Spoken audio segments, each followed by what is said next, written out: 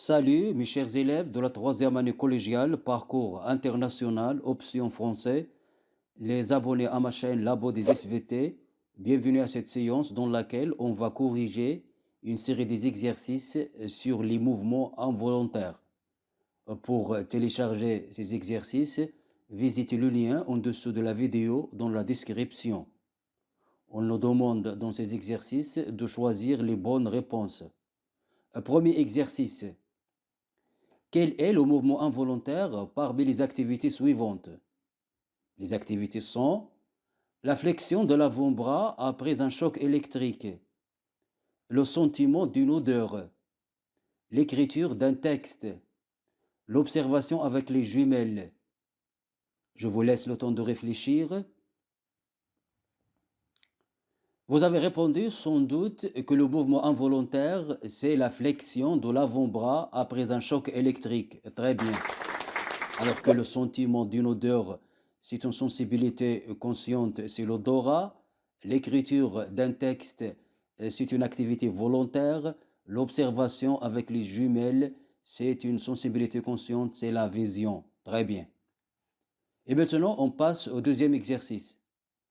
Dans cet exercice, on nous demande, les mouvements involontaires sont nommés aussi, est-ce que les flexions, les flux, les réflexes ou bien les réflexions? Je vous laisse le temps de réfléchir. Vous avez répondu sans doute que les mouvements involontaires sont nommés aussi des réflexes. Très bien. Et maintenant, on passe au troisième exercice. Dans cet exercice, on nous demande, dans les expériences de l'étude des réflexes chez la grenouille, une grenouille spinale, c'est une grenouille qui est décérébrée, qui est démidulée, qui est dessicée ou bien qui est anesthésiée. Je vous laisse le temps de réfléchir. Vous avez répondu sans doute qu'une grenouille spinale, c'est une grenouille qui est décérébrée, c'est-à-dire une grenouille dont on a détruit l'encéphale ou bien le cerveau. Alors que la grenouille démidulée, c'est une grenouille dont on a détruit la moelle épinière. Une grenouille dessicée, c'est une grenouille qu'on a ouverte avec les ciseaux. Une grenouille anesthésiée, c'est une grenouille dont on a injecté un anesthésant. Très bien. Et maintenant, on passe au quatrième exercice. Dans cet exercice, on nous demande l'excitation de la patte postérieure d'une grenouille spinale entraîne. Est-ce que la flexion de cette patte ou bien aucune réponse? Je vous laisse le temps de réfléchir. Vous avez répondu sans doute que l'excitation de la patte postérieure chez une grenouille spinale entraîne la flexion de cette patte. Très bien. Cela vient du fait que le cerveau ou bien l'encéphale n'intervient pas dans la réalisation des mouvements involontaires. Très bien. Et maintenant, on passe au cinquième exercice. Dans cet exercice, on nous demande l'excitation de la patte postérieure dans la peau qui a été anesthésiée par l'itère chez une grenouille spinale. Est-ce qu'elle entraîne la flexion de cette patte ou bien aucune réponse? Je vous laisse le temps de réfléchir. Vous avez répondu sans doute que l'excitation de la patte postérieure dont la peau est anesthésiée par l'itère chez une grenouille spinale n'entraîne aucune réponse. Très bien. Et cela vient du fait que la peau intervient dans le réflexe de la flexion de la patte chez la grenouille. Très bien. Et maintenant, on passe à l'exercice numéro 6. Dans cet exercice, on nous demande l'excitation d'une patte postérieure dont on a sectionné le nerf sciatique chez une grenouille spinale entraîne. Est-ce que la flexion de cette patte ou bien aucune réponse? Je vous laisse le temps de réfléchir. Vous avez répondu sans doute que l'excitation d'une patte postérieure dont on a sectionné le nerf sciatique chez une grenouille spinale n'entraîne aucune réponse. Très bien.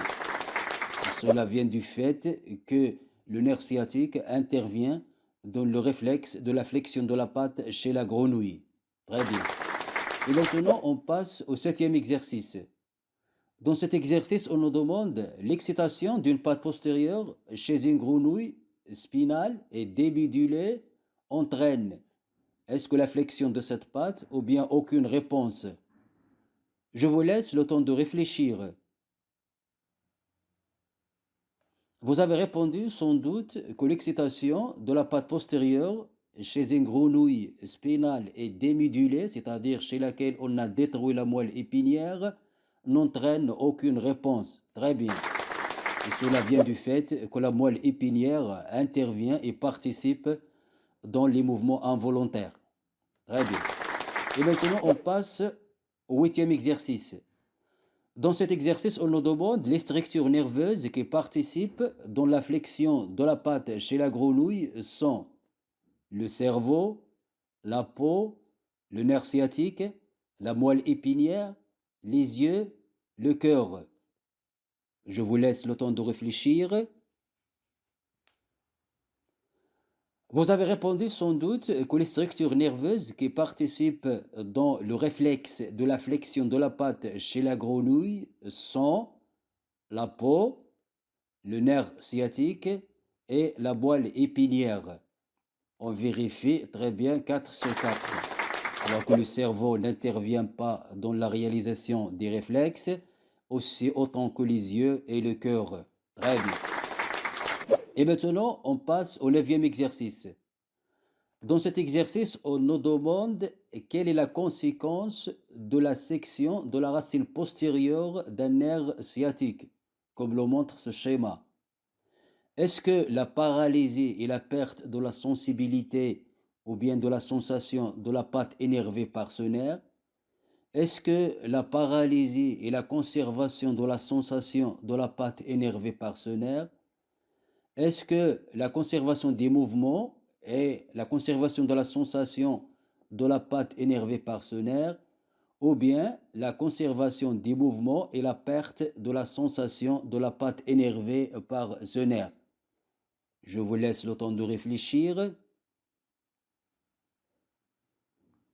Vous avez répondu sans doute que la conséquence de la section de la racine postérieure du nerf sciatique chez une grenouille ou bien chez des chiens entraîne la conservation des mouvements de cette patte et la perte de la sensation de la patte énervée, de cette patte énervée par ce nerf. Très bien. Et cela vient du fait que la racine postérieure contient des fibres nerveuses sensitives. Et maintenant, on passe à l'exercice numéro 10. Dans cet exercice, on nous demande le rôle de la racine postérieure d'un nerf rachidien et donc, est-ce que l'entrée de l'influx nerveux sensitif vers la moelle épinière? Est-ce que l'entrée de l'influx nerveux moteur vers la moelle épinière? Est-ce que la sortie de l'influx nerveux sensitif de la moelle épinière? Est-ce que la sortie de l'influx nerveux moteur de la moelle épinière? Je vous laisse le temps de réfléchir. Vous avez répondu sans doute que le rôle de la racine postérieure d'un nerf rachidien est donc c'est l'entrée de l'influx nerveux sensitif vers la moelle épinière. Très bien. Et maintenant, on passe à l'exercice numéro 11. Dans cet exercice, on nous demande la racine antérieure d'un nerf rachidien contient donc est-ce que des fibres sensitives? Est-ce que des fibres motrices? Est-ce que des fibres musculaires? Est-ce que des fibres optiques? Je vous laisse le temps de réfléchir.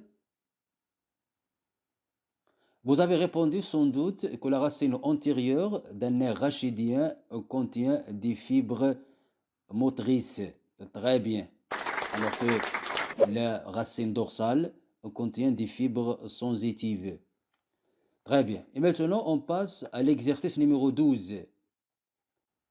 Dans cet exercice, on nous demande le trajet des influx nerveux lors d'un réflexe médulaire schématisé dans ce schéma est nommé. Est-ce que l'arc cérébral, l'arc dentaire, l'arc anciel ou bien l'arc réflexe? Je vous laisse le temps de réfléchir.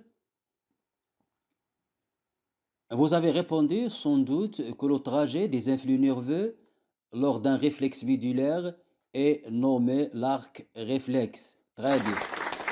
Et maintenant, on passe au 13e exercice. Dans cet exercice, on nous demande, dans la moelle épinière, est-ce que la substance grise est périphérique? Est-ce que la substance grise est centrale? Est-ce que la substance blanche est périphérique? Est-ce que la substance blanche est centrale? Je vous laisse le temps de réfléchir. Vous avez répondu sans doute que dans la moelle épinière, la substance grise est centrale alors que la substance blanche est périphérique, à l'inverse du cerveau, dans lequel la substance grise est périphérique et la substance blanche est centrale. On vérifie très bien 4 sur 4. Et maintenant, on passe à l'exercice numéro 14. Dans cet exercice, on nous demande la substance blanche est constituée. Est-ce que par des axones, des corps cellulaires, des fibres musculaires ou bien des tendons? Je vous laisse le temps de réfléchir. Vous avez répondu sans doute que la substance blanche est constituée par des axones. Très bien. Alors que la substance grise est constituée par des corps cellulaires. Et les fibres musculaires se trouvent dans les muscles. Et le tendon, ce sont des cordons qui attachent les muscles sur les os. Très bien. Et maintenant, on passe au 15e exercice. Dans cet exercice, on nous demande les nerfs rachidiens sont des nerfs. Est-ce que sensitifs, ou bien des nerfs moteurs, ou bien des nerfs mixtes, ou bien des nerfs antagonistes? Je vous laisse le temps de réfléchir. Vous avez répondu sans doute que les nerfs rachidiens sont des nerfs qui sont mixtes, c'est-à-dire qu'ils contiennent à la fois des fibres sensitives et des fibres motrices. Très bien. Et maintenant, on passe au 16e exercice. Dans cet exercice, on nous demande quelles sont les structures nerveuses qui ne participent pas dans les réflexes médulaires parmi les structures nerveuses suivantes: l'aire motrice, un récepteur sensoriel, des fibres sensitives, l'aire visuelle, les fibres motrices, les muscles effecteurs et le cœur. Je vous laisse le temps de réfléchir. Vous avez répondu sans doute que les structures nerveuses qui ne participent pas à la réalisation des réflexes médulaires sont l'aire motrice, ne participent pas à la réalisation des réflexes, l'aire visuelle ne participe pas dans la réalisation des réflexes, le cœur ne participe pas aussi. Alors qu'un récepteur sensoriel qui est la peau intervient dans les réflexes, les fibres sensitives conduisent l'influx nerveux, ils participent dans les réflexes, les fibres motrices aussi participent, un muscle effecteur aussi. Il reste la moelle épinière qui participe aussi. On vérifie 7 sur 7, très bien. Et maintenant, on passe au 17e exercice. Dans cet exercice, on nous demande le rôle des réflexes médulaires dans notre vie, c'est: est-ce que la protection du corps contre les microbes? Est-ce que la protection du corps contre la pollution de l'air? Est-ce que la protection du corps contre les stimulations dangereuses extérieures? Est-ce que la protection du corps contre les carences alimentaires? Je vous laisse le temps de réfléchir. Vous avez répondu sans doute que le rôle des réflexes médulaires dans notre vie, c'est la protection de notre corps contre les stimulations dangereuses externes ou bien extérieures. Très bien. Comme les excitations thermiques, les excitations électriques et les excitations chimiques. Très bien. Et maintenant, on passe au 18e exercice. Dans cet exercice, on nous demande est-ce que les réflexes médulaires sont acquis ou bien sont innés?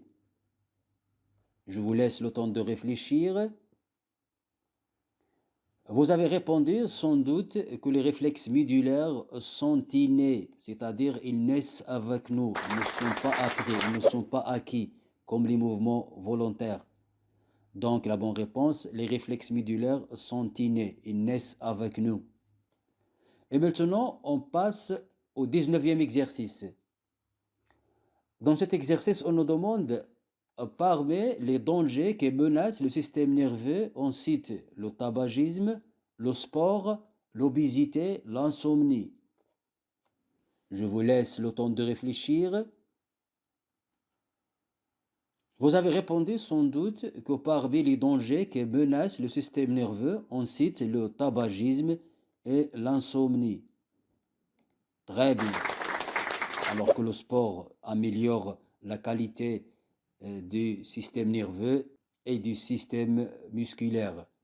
L'obésité n'a pas d'influence sur le système nerveux. On vérifie très bien 4 sur 4. Et maintenant, on passe au dernier exercice, numéro 20.